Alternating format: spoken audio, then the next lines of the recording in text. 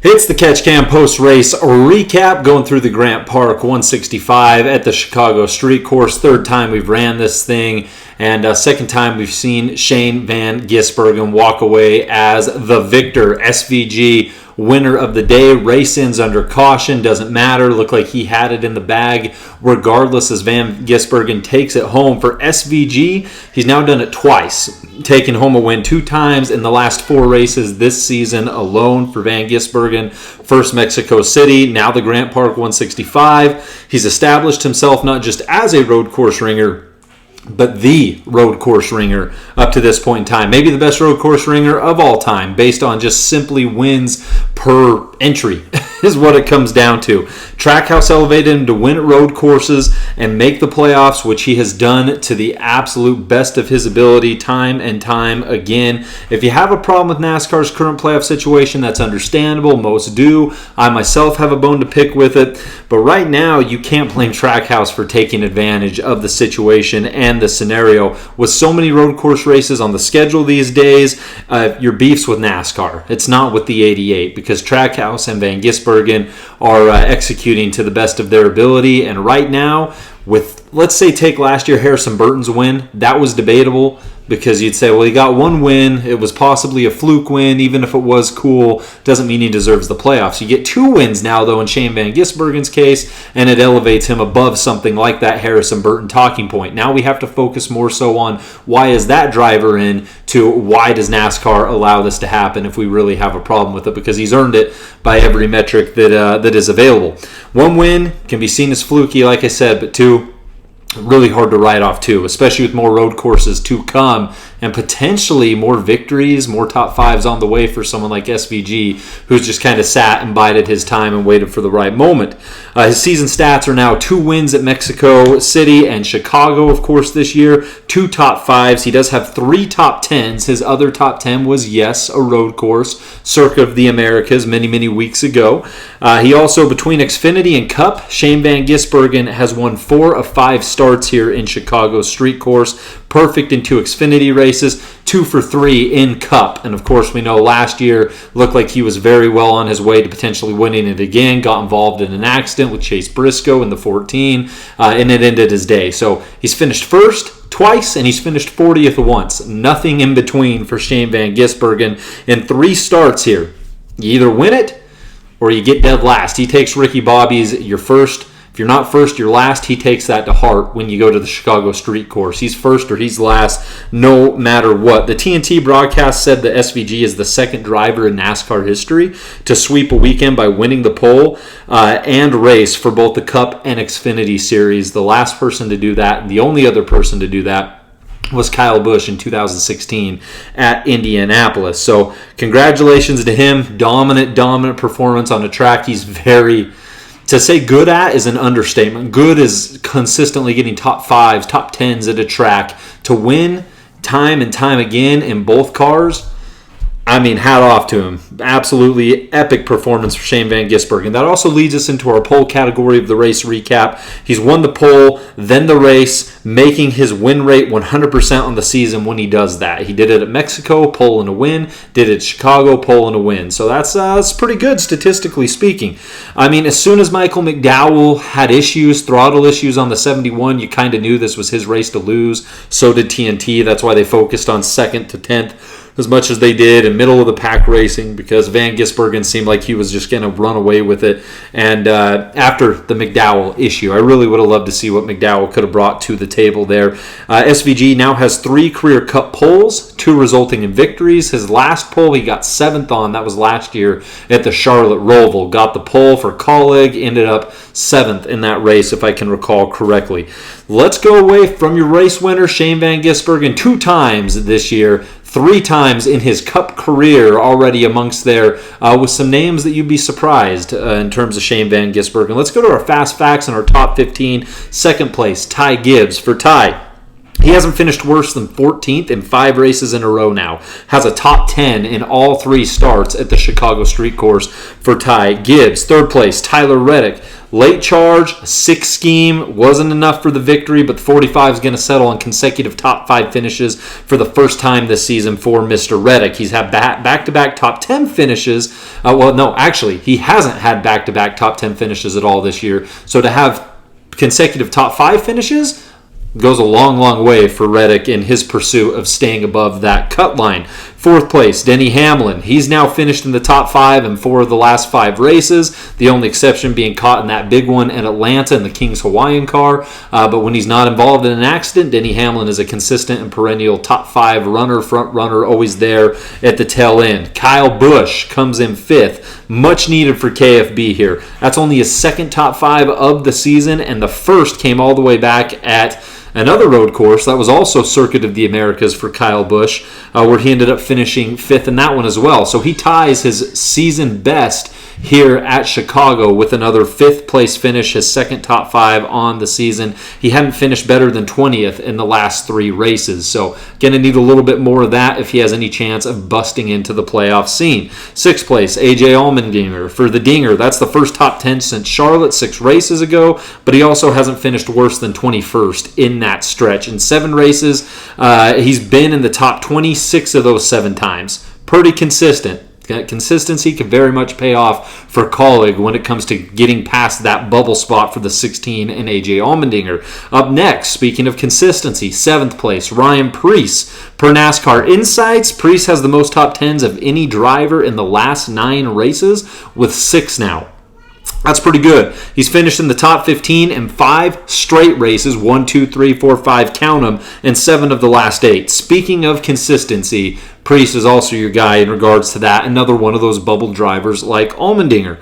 8th place, Alex Bowman. Some drama here for Alex. We understand that. Had a couple incidents in this race, one big one at the end involving Bubba Wallace, but he's made it happen the last couple races, and man, he made it happen today. I'm not a Bowman fan by any stretch of the imagination, but I was very impressed with the driver of the 48. He's got 5 top 10s in the last 9 races, and he hasn't finished worse than 11th in the previous 4 races, so he's coming alive at the right time. That's 3 straight bubble drivers in Dinger, Preece, and Bowman, 6th, 7th, and 8th. Austin Hill, not a bubble driver, not a consistent cup driver. Congratulations to him in the 33 for Richard Childress Racing. He finishes 9th. That's 12 cup starts per NASCAR social team, and Hill finally got his first career top 10. His only other start this year was 31st place finish at Darlington. His previous best career result was 14th, and that was in the 2023 Daytona race, the 400 there in August. So 14th was his previous best. He finally cracks the top 10. 10th place, Ross Chastain. Don't tell Joey this, but that 10th place finish was the first top 10 for Ross since Michigan, and that stopped a 3-race skid of finishing outside the top 15 for Ross Chastain. So a nice little drought snapped as the number 1 looks for as many points as possible. His rival, his enemy, Joey Logano. Speaking of droughts, despite today being Logano's best finish since Nashville 5 starts ago, he has finished outside the top 10 in 6 of the last 8 races ever since winning at Texas. Let me repeat that. He's finished outside the top 10 in 6 of the last 8 races ever since he won at Texas. So right on the border this time, but not enough. 12th place, Ryan Blaney for the other Penske, Team Penske Ford. Got a stage win, so that's good. His 3 laps led were the first of his career at this track, so you take what you can get. The 12 brings it home 12. 13th, Kyle Larson. Here's a crazy stat for you on the 5. This is the first time all season that Larson has had consecutive points races without a top 10. First time all year long. We know he had some damage on him in Atlanta, wasn't able to get her done. This is the first moment more than halfway into the season where Kyle Larson has had consecutive points races without a top 10. If he has a bad race, he gets a top 10 the next one. Not meant to be with Atlanta and the street course coinciding. So very interesting there. 14th, Zane Smith. He got 17th here last year, 13th this year. Solid average for the driver of the 38. He took 7th at Atlanta last week. This makes for Zane's highest producing 2-race stretch of a season for the number 38 and for Zane Smith. 15th, John Hunter Nemechek. Second start at this course is a plus 20 compared to his previous result. He took 35th here last season. Average finish of about 13th in the last 4 races for John Hunter Nemechek. Let's get to our awards now. Jumping away from your fast facts and your top 15, winner and Shane Van Gisbergen. Let's do it. Lap leader, starting first and foremost. This is going to coincide. Lap leader and your disappointment underperformer of the race is Michael McDowell. Now hear me out here. Don't throw any wrenches. SVG dominated the second half of this race, no doubt about it, but McDowell looked like the man. He took the lead immediately from the get-go here, won the first stage, led a race-high 31 laps out of 75 total before those throttle issues hit in that number 71 Chevrolet. McDowell isn't a disappointment because of how he drove or what he did. It's disappointing because he had seemingly the car to beat. We thought that 71 was looking very fast, even with DePaul University on the ride. They haven't made a March Madness tournament since like 2004. I think 2003-04 was their last one.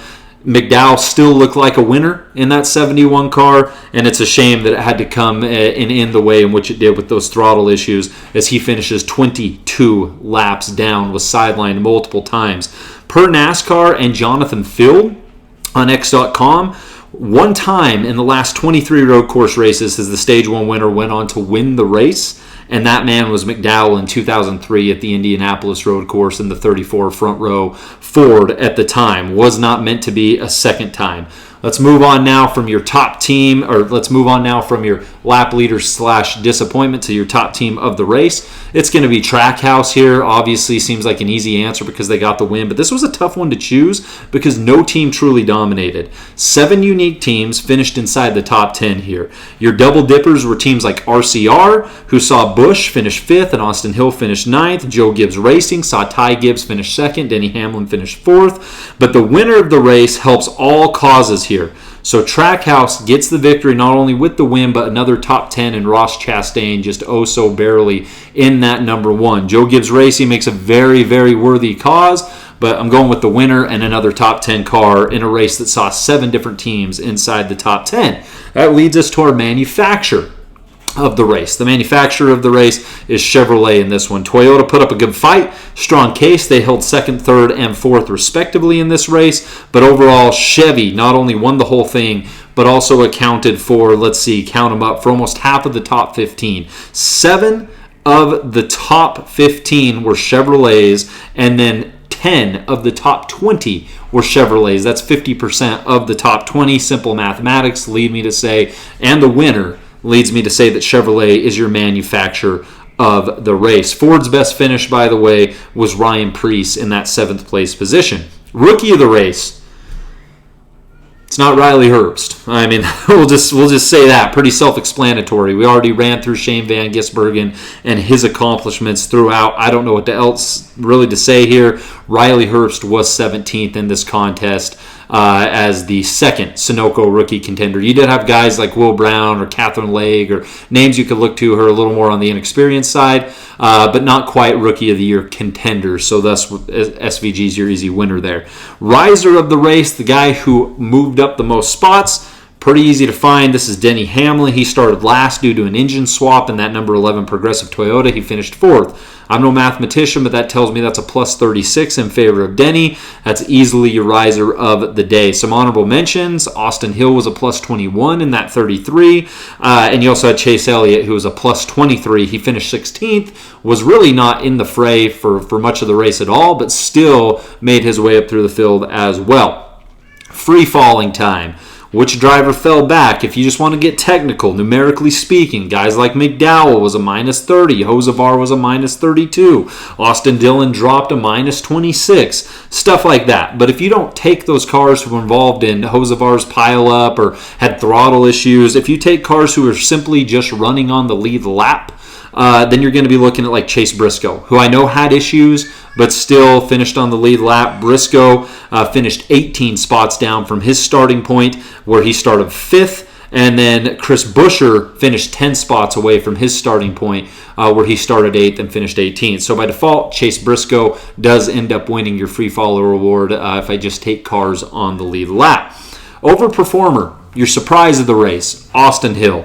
was looking like Cody Ware there for a hot second. 51 was running pretty well before his brakes sent that into the tire barrier. His hopes dashed. As mentioned earlier, Austin Hill has 12 starts, had one top 15 to speak of, and that was that 14th place finish. So to crack into your first top 10 ever in a Cup on a unique course such as this one goes a long, long way, especially considering his random starts are typically restrictor plate tracks or like Michigan or Darlington or something like that. His only other road course efforts of his Cup career were a 27th place finish at the Roval for Beard Motorsports back in 2023 and 31st at this same track, the Chicago Street Course, last season. So not bad for your third ever Cup road course race for Austin Hill, getting into that top 10. Not to mention he had to do it from the 30th position, had to work his way up. Austin Hill is your overperformer / surprise of the race. Your did not finish tracker. Multiple cars had DNFs here added to their resume this Sunday. William Byron logged one, clutch issues, didn't even got one lap down technically per the finishing report, and it was starting well before that for the number 24. You also have Will Brown, Todd Gilliland, Brad Keselowski, Austin Dillon, all involved in the Carson Hocevar shenanigans that ensued. They were all part of that fiasco, all only logged 2 laps. Cars like Josh Berry, Cole Custer, Ricky Stenhouse Jr., Daniel Suarez, Cody Ware, they would all eventually join the total of 11 crash outs in this race at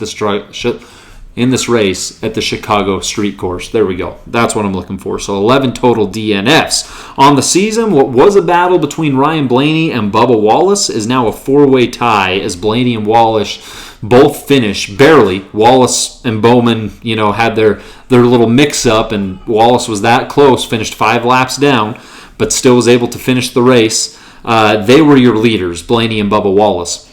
Now it's a 4-way tie. Daniel Suarez and Brad Keselowski also both have 6 did not finishes on the season for a 4-way tie there at the top. Cars like Cody Ware all of a sudden has moved up there as well. You also have to keep an eye out for Josh Berry and Carson Hocevar, all those guys at 5 DNFs, only one bad race away from tying it up with those 4 in Suarez, in Wallace, in Blaney, and Keselowski. So multiple drivers there. That's 7 who have had 5 or more DNFs on the season. Your hot and cold drivers. Let's start with the hot.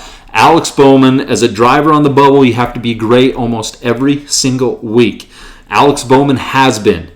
Since that did not finish at Michigan, he has finishes of 4th, 11th, 3rd, and 8th to his resume right now. And they're on all types of different tracks. You got a triangle, you got a restrictor plate track, you got 2 road courses, both very different from themselves. He's doing it all at all different stages in that number 48 Chevrolet right now. He's red hot. He's been hustling out there for an average finish of about 6.5 in his last 4 races. He may not have a win, but if he keeps running like this, the playoffs will be a lock, and he can worry about it from there. Your cold driver, Noah Gragson in that number 4, man. Contact somewhere. I don't know if it was the 12, I don't know if it was the 7, I don't know what it was, but it broke the toe link on the number 4 Ford, and it broke any chance of Gragson snapping what has been an awful, atrocious streak right now. With that 30th place finish at Chicago, Noah has he's got an average finish of about 28.8. over the last 3 races. His best finish in his last 6 races has been 23rd with 3 finishes of 30th place or worse. We're not even talking top 20s here, man, or top 15s. We're talking about someone who's 23rd or worse over the last handful of the season, and it's not looking good right now for Gragson. He needs a strong run desperately at Sonoma, and it hasn't been all his fault. Obviously, broken toe link will do that to you. Best paint scheme. My wife picked Chase Briscoe in the 19, the Patriotic Bass Pro Shops edition. That Toyota looking clean. Unfortunately, had its issues there towards the end with that tire going down, some contact, things such as that. But it fits the theming of the weekend. She felt that it was on brand with what the holiday that was just celebrated in the 4th of July. And I know this doesn't have the whole patriotic feel to it that the 400 typically had when the Daytona was held on the 4th of July weekend. But that's one way you can bring it to the track is in the 19. So that's her winner. For me, 2311 bringing the schemes this week. I love the Lucy Breaker scheme on the 35. But man, Tyler Reddick, that Jordan scheme, one of my favorite Jordan schemes ever. A brand like that in Chicago looking that good. hands down, no-brainer. And the broken backboard effect, genius. I love when these cars have a little bit of storytelling to them on their paint scheme, like the M&M's paint schemes, whether it was Elliott Sadler's or Kyle Busch's, the screaming M&M on the back, right? When it just feels interactive, when it plays within the theme. It's one thing to just be the color that your brand is, but when you add elements like that to help you feel and understand the brand, makes it all the better. And the broken backboard on the 45 takes the cake all the way through. First timer here in this situation. We talked about Austin Hill a couple times, so let's get a little bit negative here. We won't talk about Austin Hill's top 10, first top 10 again. William Byron had never finished outside the top 30 yet this season. Never, not once. He had some bad races, but we're talking 27th, 28th. Then all of a sudden he took 37th at Atlanta last week. And then he took 40th today with the clutch issues. This is the first time Byron has visited such depths this season as he clutches the driver points lead by only about 13 now. So back-to-back, 37th at Atlanta, 40th at Chicago. Byron had rarely ever finished outside the top 30. He had never done it before Atlanta, and just like that, you blink, and he's 37th and 40th in consecutive weeks. Let's go to our standing shakedown now, take a look at it. Really, we're looking at the playoff standings and the bubble. We already know who's locked in via race wins, but if we're looking at the guys right on the edge, 13th, Tyler Reddick, back-to-back top fives now. He's a plus 142. That adds some cushion for the 45. 14th is Alex Bowman. He also allowed himself some breathing room with his performance today and his hot streak. He's now a plus 39. 15th, Chris Buescher. He slides underneath Bowman. Bowman overtakes the 17 in those playoff standings. Buescher slides down below Bowman with that 18th place finish, his worst result in 6 races. Which if 18th is your worst result in 6 races, that still seems really good, but Bowman's also been really good as of late. Right now, Buescher is a plus 35 above the cut line. 16th, Bubba Wallace went from a plus 23 to a plus 3 after his cat and mouse game with Alex Bowman. Bubba Wallace obviously becomes the mouse in this situation and ends up 5 laps down in 28th at Chicago. It does him no favors as he clings on to that last spot with a plus 3. 17th, just outside, Ryan Preece. With his consistent streak, he now only needs a plus 4 advantage on Bubba next week at Sonoma to find himself in the top 16. So keep an eye on Ryan Preece. 18th, AJ Allmendinger helped his cause with that 6th place finish yesterday, going from minus 59 to only minus 44. He passes up Eric Jones here. Colleague hoping that consistency obviously is what eventually gets them through. 19th, Kyle Busch. He also jumped past Jones here. Big time performance for the 8 with his top 5 now entering the top 20 scene, a spot he was outside of last week. Busch is minus 47 below the cut line right now. And then 20th is Eric Jones, who fell a couple. He still holds strong in that top 20, but just barely due to Carson Hocevar's struggles. But still, his 25th showing has sent him from 49 out to minus 51 out. Not the end of the world, but you certainly didn't make up any ground, and that's the most hurtful thing of it all. Lastly, the in-season tournament. This is what you're dealing with now. We've arrived at the Elite 8 amongst these drivers as they fight for that cash prize. Alex Bowman is an 8 seed, is against the number 32 underdog in Ty Dillon, who's dispatched Hamlin and Brad Keselowski. Yes, they wrecked in both races. Doesn't matter. Ty Dillon's still moving on. Legacy Motor Club's going to battle it out amongst their drivers. Someone from LMC will advance. Eric Jones will take on John Hunter Nemechek. That is your 12 seed in Nemechek versus your 20 seed in Eric Jones. And then you have the 15 seed of Ryan Preece relying on his consistency versus the 23 seed of Tyler Reddick, who's been red hot the last 2 races. Your last matchup here, the highest seed still is Ty Gibbs as a 6 seed, and he gets to work against the 14 seed of Zane Smith, who genuinely, no wrecks needed here, genuinely outraced Chris Buescher in Chicago to advance in the upset. Smith finished 14th, Buescher finished 18th, and that sets up Gibbs versus Zane Smith in the 38. That's your race recap. The Grant Park 165, Chicago, Shane Van Gisbergen gets it done. There's just some awards, some fast facts, some things to chew on until we catch you in the middle of next week as we go over the entry list for Sonoma and what we can expect there. Until then, we'll catch you later. Thanks for tuning in to the Catch Can. If you liked it, like, subscribe, do whatever you got to do. If you didn't, We're still working on it. New channel. I'm having fun with it. Hopefully you gained a little something from it. If you learned something, give it a like. If not, we'll catch you next time here on the Catch Cam.